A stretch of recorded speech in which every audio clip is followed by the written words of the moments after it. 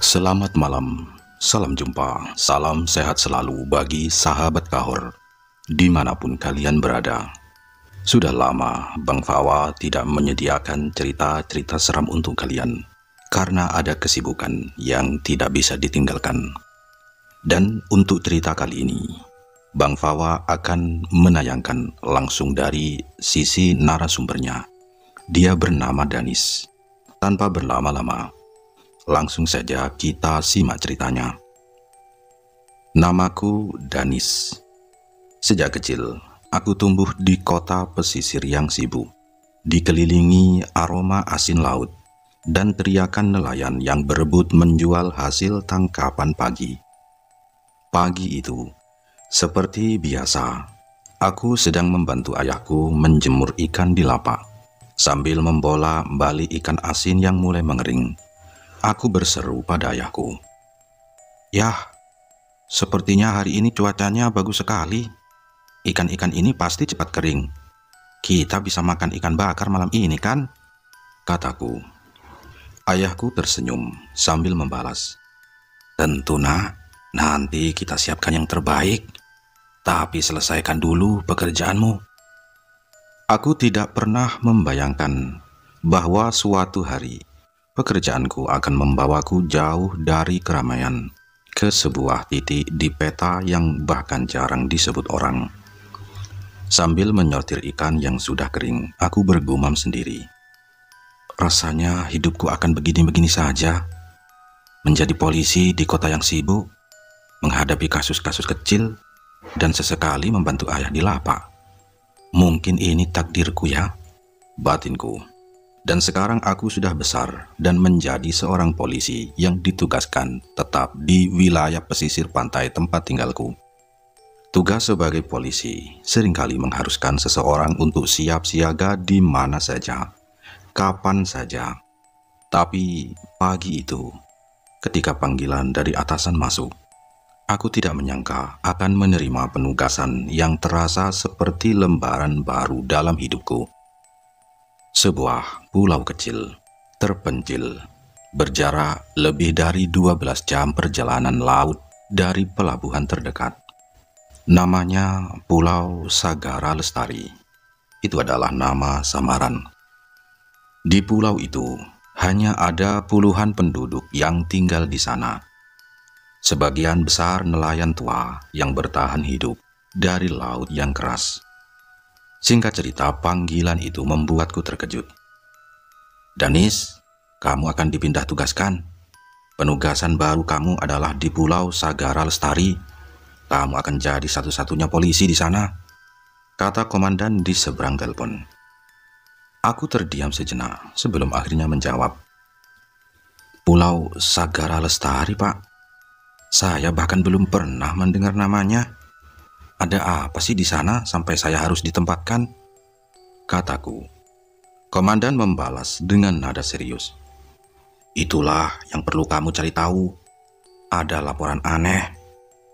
Tapi kita butuh seseorang di lapangan untuk memastikan kamu siap." Aku menghela napas, menyadari bahwa ini bukan sekadar penugasan biasa. "Siap, komandan," jawabku mantap. Pulau itu katanya damai, tapi cerita yang beredar di kantor ini berbeda. Beberapa bulan terakhir, laporan aneh masuk. Perahu nelayan ditemukan terombang-ambing kosong. Jejak kaki misterius di pasir yang mengarah ke hutan, lalu hilang begitu saja. Bahkan kabar samar tentang cahaya yang muncul di tengah laut pada malam-malam tertentu. Atasan bilang mungkin hanya imajinasi warga. Tapi entah kenapa, aku punya firasat lain. Aku kembali teringat ucapan komandan saat memintaku datang ke ruangannya pagi itu. Katanya, "Danis, tugasmu bukan hanya mengawasi, tapi juga menyelidiki. Saya tidak mau laporan ini jadi desas-desus belaka. Kamu harus buktikan apakah memang ada hal aneh atau ada warga yang hanya sedang ketakutan. Laporkan semua yang kamu lihat dan dengar. Hati-hati, ada sesuatu yang tidak biasa di sana. kata komandan menasihatiku. Singkat cerita, perjalanan dimulai dari pelabuhan tua yang sudah kusam dimakan garam laut. Kapal kayu yang aku tumpangi berderit setiap kali ombak menghantam lambungnya. Angin membawa aroma campuran antara asin laut dan sesuatu yang lebih lembab, seolah udara itu sendiri menyimpan rahasia. Kapal ini sudah tua sekali ya bang, semoga sampai dengan selamat, kataku pada nahkoda yang duduk di sampingku. Nahkoda itu hanya tertawa pelan. Hehehe, tenang mas, kapal ini sudah jadi saksi bisu ribuan perjalanan. Ia tahu jalannya. Justru yang perlu kamu khawatirkan bukan kapalnya, tapi apa yang menunggumu di seberang sana, jawabnya sambil menunjuk ke arah cakrawala. Singkat cerita, menjelang sore, pulau itu mulai terlihat. Sebuah daratan kecil dihiasi tebing-tebing batu hitam yang menjulang, seperti dinding alami yang melindungi rahasianya. Pepohonan kelapa tumbuh jarang-jarang di bibir pantai, sementara di tengahnya tampak hutan lebat yang gelap meski matahari masih tinggi. Hatiku berdebar dan aku kembali teringat ucapan Pak Nahkoda itu. Nah, itu dia Pulau Sagara Lestari. Cantik kan? Tapi jangan tertipu mas, di balik indahnya banyak cerita yang gak masuk akal, kata nahkoda tersebut. Aku hanya mengangguk. Mataku terus menatap lekat ke arah pulau itu, mencoba mencari tahu apa yang sebenarnya tersembunyi di baliknya. Setibanya di dermaga sederhana yang terbuat dari papan kayu, suasana sunyi langsung menyambut. Hanya suara burung laut yang berputar-putar di udara. Tidak ada sambutan hangat, tidak ada keramaian. Satu-satunya bangunan yang tampak mencolok hanyalah pos kecil bercat putih, berdiri sendirian menghadap laut. Tempatku akan menghabiskan waktu entah berapa lama. Sudah sampai mas, sampai jumpa lagi ya, semoga betah ya, kata nahkoda sambil melambaikan tangan sebelum kapalnya kembali berlayar. Aku hanya bisa membalas lambaiannya, merasa sendirian di tengah kesunyian. Singkat cerita, malam pertamaku di pulau itu datang dengan cepat. Langit berubah menjadi hitam pekat, tanpa cahaya lampu jalan, hanya kerlip bintang yang tersebar di atas kepala.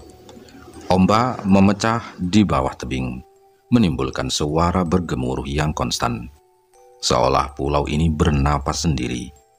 Dari jendela pos, aku memandang ke arah hutan. Gelapnya seperti lubang tak berujung. Dan entah kenapa, aku merasa sedang diawasi. Aku mengambil buku catatan kecil dari tasku dan mulai menulis. Pulau Sagara Lestari, hari pertama, suasana sunyi, seperti sebuah pulau yang mati. Tapi aku tidak sendirian. Aku bisa merasakannya. Sesuatu yang tidak terlihat mengawasiku dari balik kegelapan hutan. Itulah tulisanku. Aku mencoba meyakinkan diriku bahwa semua ini hanyalah sugesti.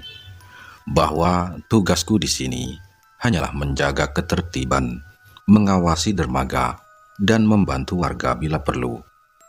Tapi di lubuk hati, aku tahu pulau ini bukan sekadar tempat terpencil. Ada sesuatu yang mengintai di balik sunyinya, dan tugasku baru saja dimulai. Aku menutup buku catatan, meletakkannya di atas meja, dan bersandar di atas kursi. Aku akan mencari tahu apa yang sebenarnya terjadi di sini. Aku akan mengungkap rahasia yang tersembunyi, tidak peduli seberapa aneh atau berbahaya, gumamku pada diriku sendiri.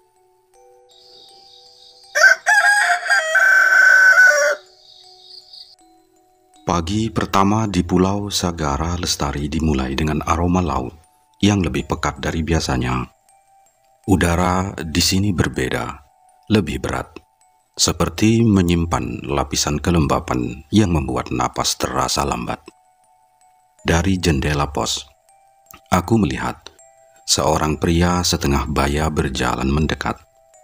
Langkahnya mantap, tubuhnya agak bongkok, tapi matanya tajam seperti seseorang yang sudah lama terbiasa memimpin. Itulah pertama kalinya aku bertemu Pak Anwar, kepala desa di pulau ini.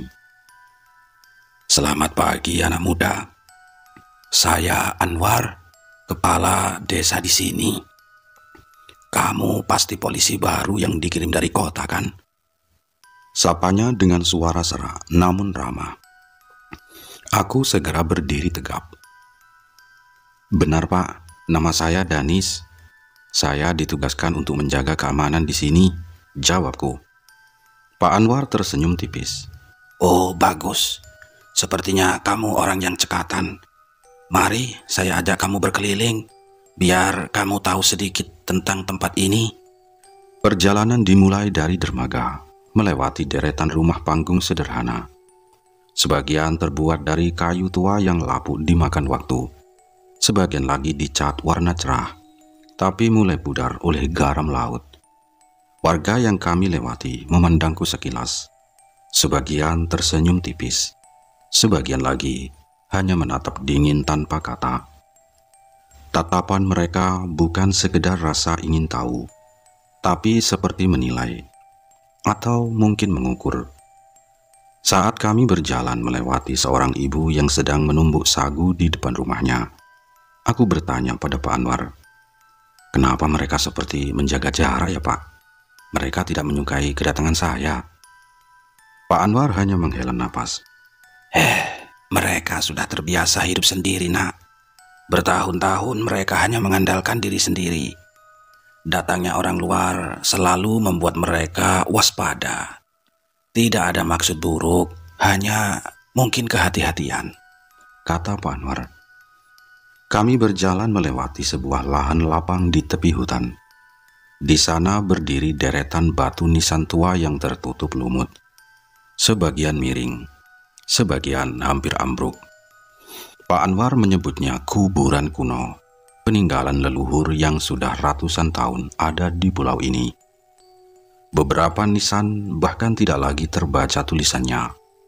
Udara di sekitar kuburan itu terasa lebih dingin, meski matahari sudah tinggi.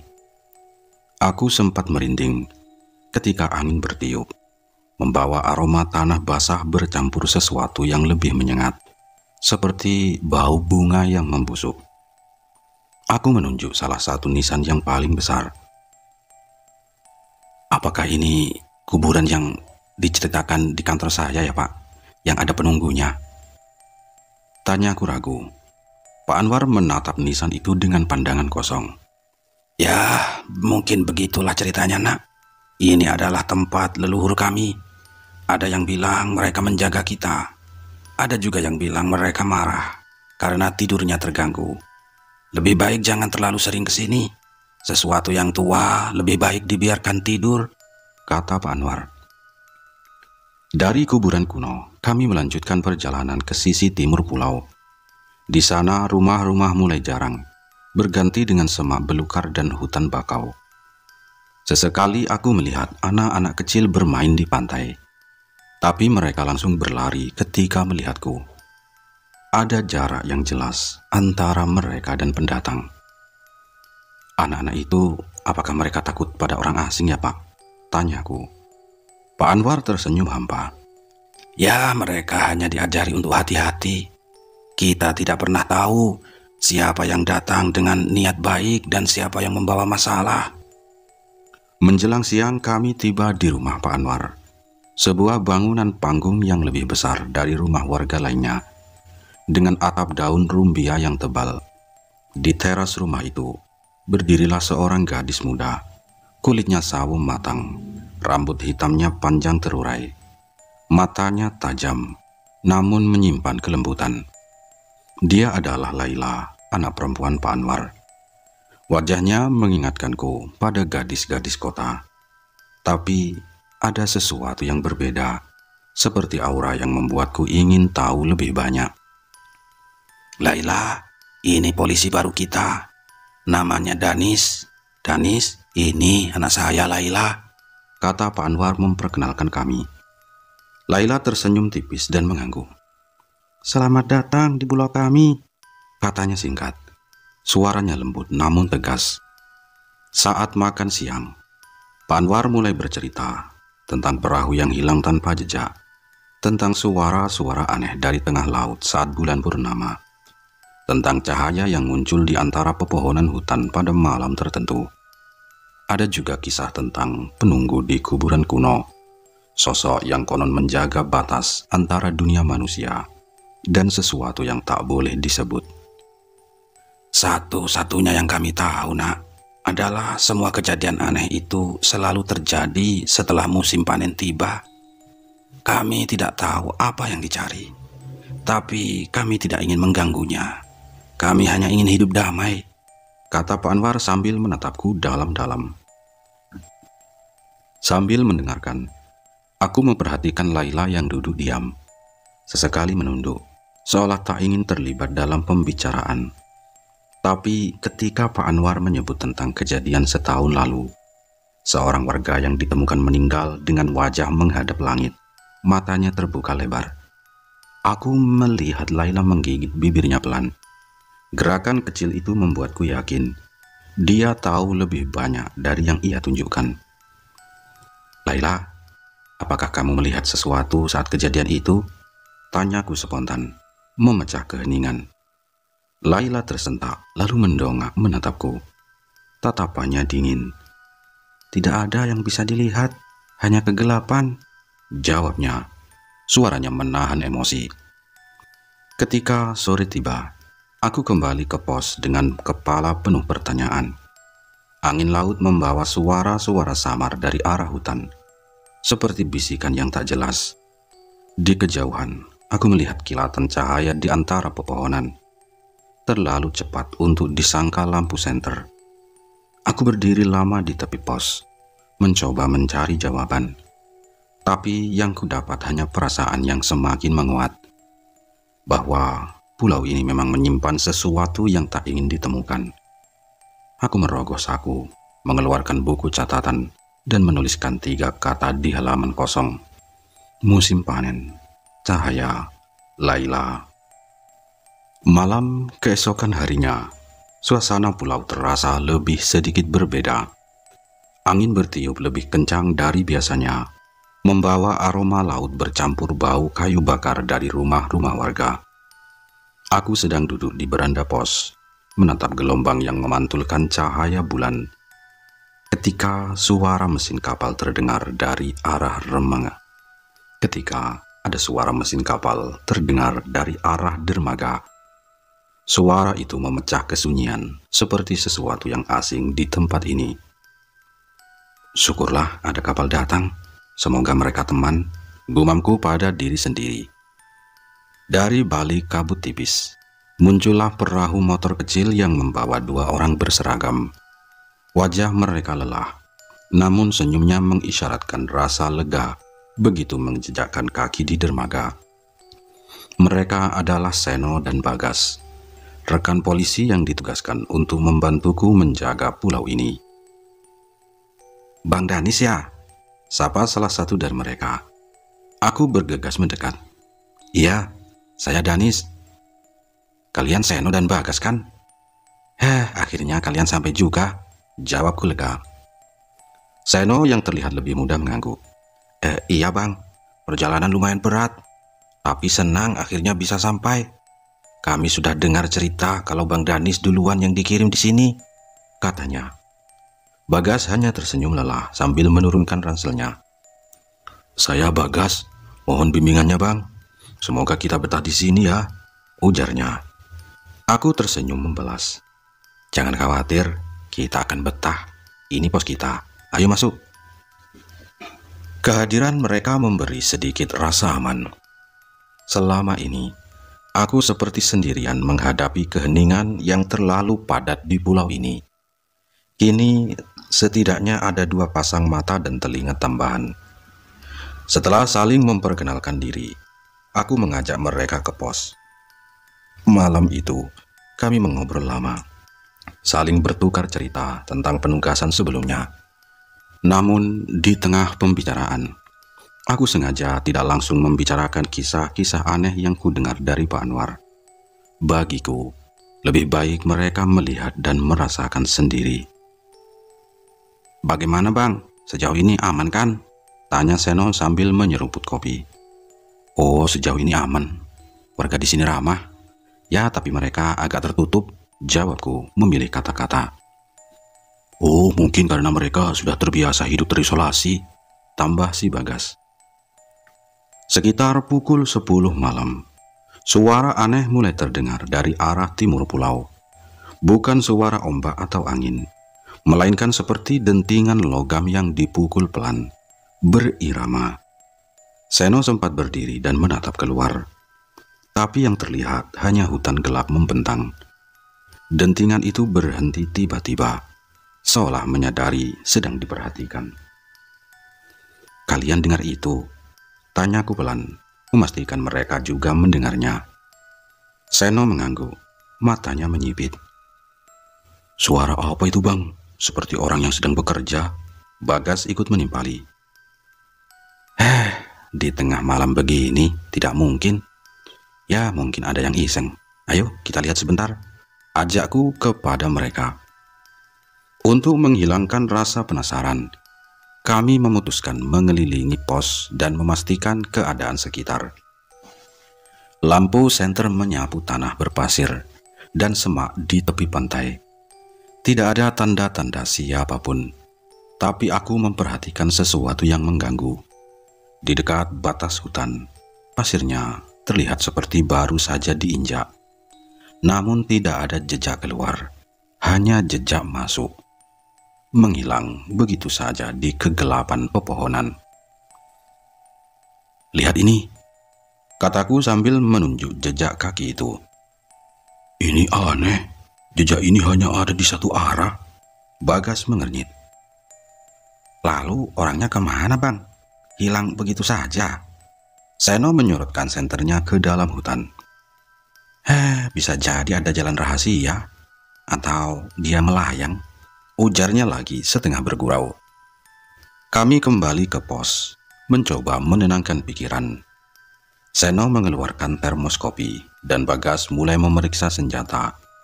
Namun saat itu juga, dari arah laut, terdengar suara seperti seseorang memanggil dengan nada panjang.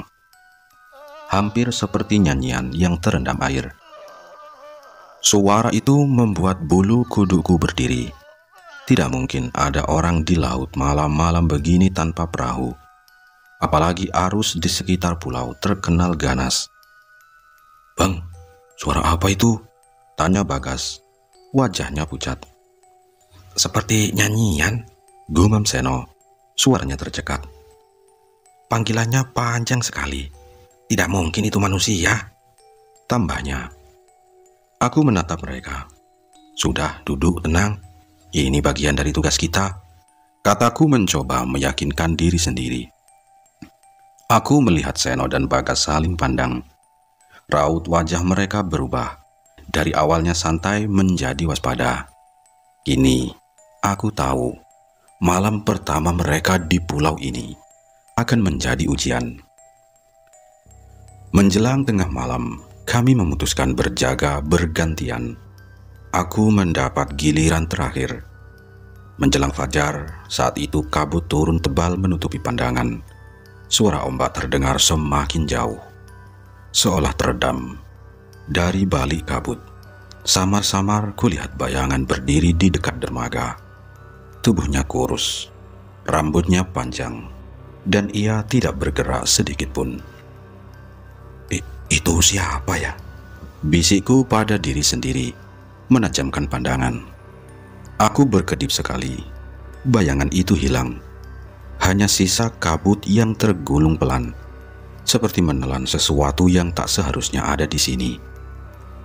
Aku tidak membangunkan Seno atau Bagas, bukan karena takut mengganggu, tapi karena aku sendiri belum siap menjelaskan apa yang kulihat. Dalam hati, aku yakin Ini baru permulaan. Aku mengambil buku catatan dan di bawah kata-kata yang kutulis kemarin, aku menambahkan satu kata lagi, yaitu bayangan.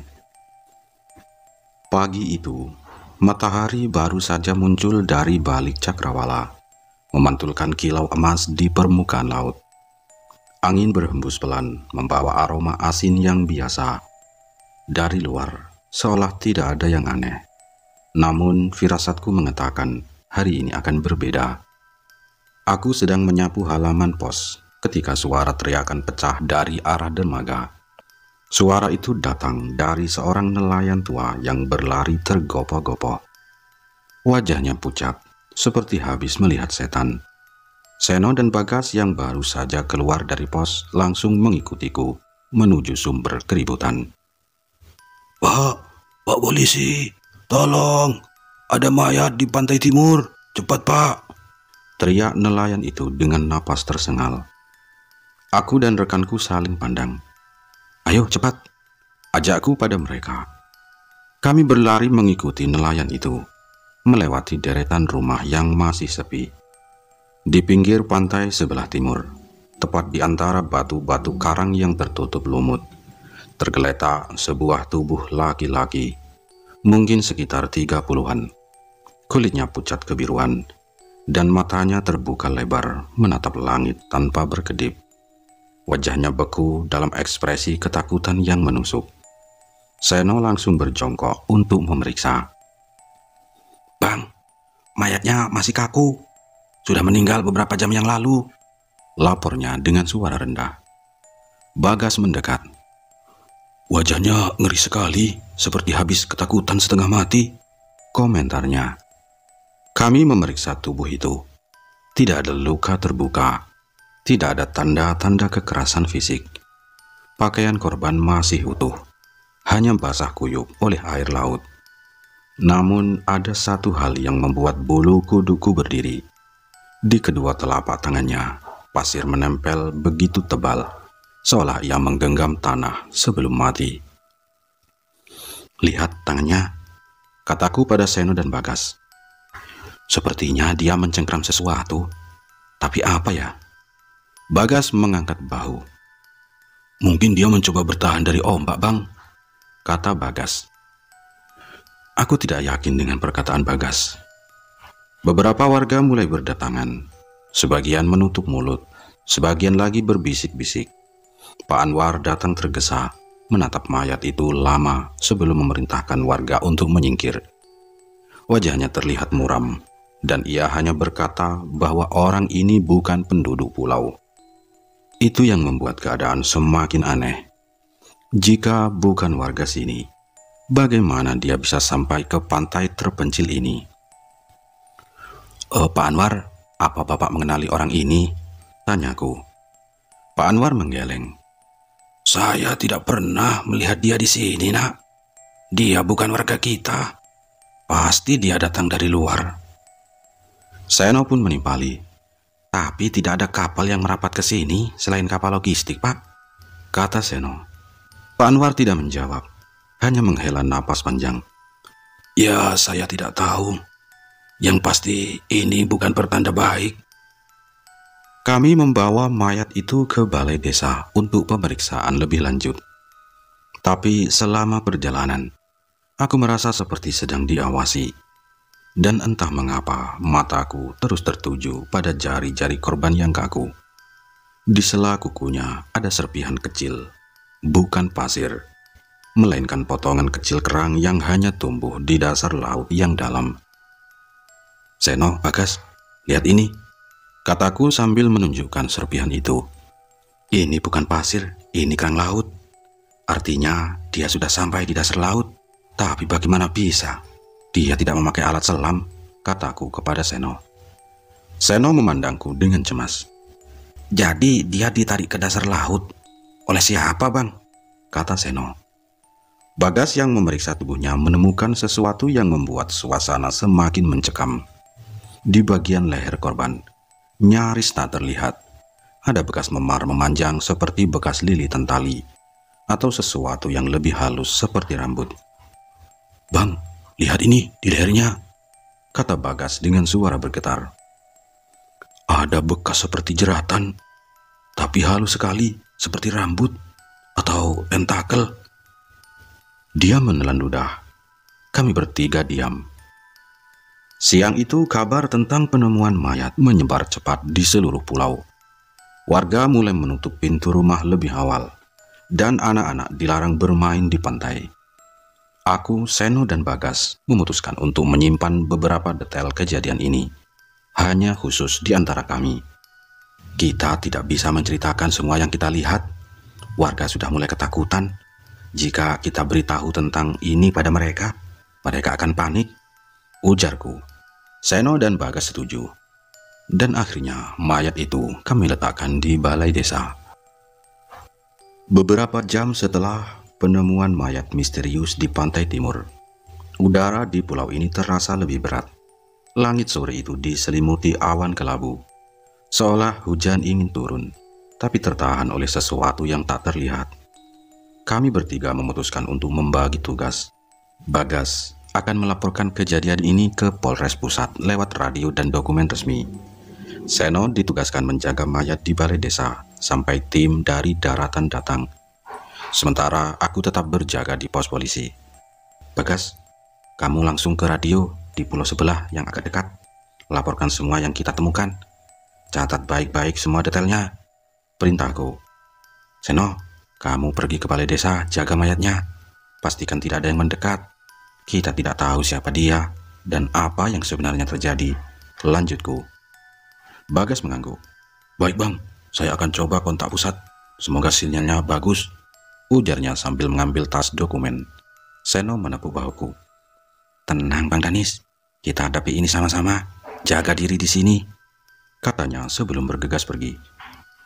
Menjelang malam, hujan mulai turun tipis, membuat atap seng pos berderi pelan. Lampu gantung di depan pos berayun perlahan, diterpa angin yang entah datang dari celah mana. Aku duduk di meja menulis laporan kronologis, ketika terdengar suara ketukan di jendela. Seno, kaukah itu? Tanyaku sedikit menaikkan suara. Kupikir itu Seno atau Bagas yang kembali. Tapi saat kulihat keluar, tak ada siapa-siapa. Hanya kegelapan pekat yang ditingkahi hujan. Aku kembali merunduk. Namun kali ini, ketukan itu terdengar lagi. Lebih keras, lebih cepat.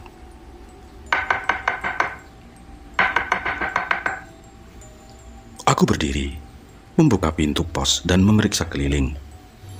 Pantai di depan pos terlihat kosong. Ombak bergulung tanpa bentuk, dan hutan di belakang hanya menyisakan bayangan yang bergerak pelan. Siapa di sana? Hei, tunjukkan dirimu, teriakku. Namun hanya angin yang menjawab. Kembali ke meja, aku mencoba mengabaikannya. Tapi saat itu juga terdengar suara langkah kaki di luar, berputar mengelilingi pos. Langkah itu berat, seperti kaki telanjang yang menginjak pasir basah. Aku meraih senter dan mengarahkannya keluar jendela. Namun, sinarnya hanya menembus kabut tipis yang entah sejak kapan mulai muncul di sekitar pos.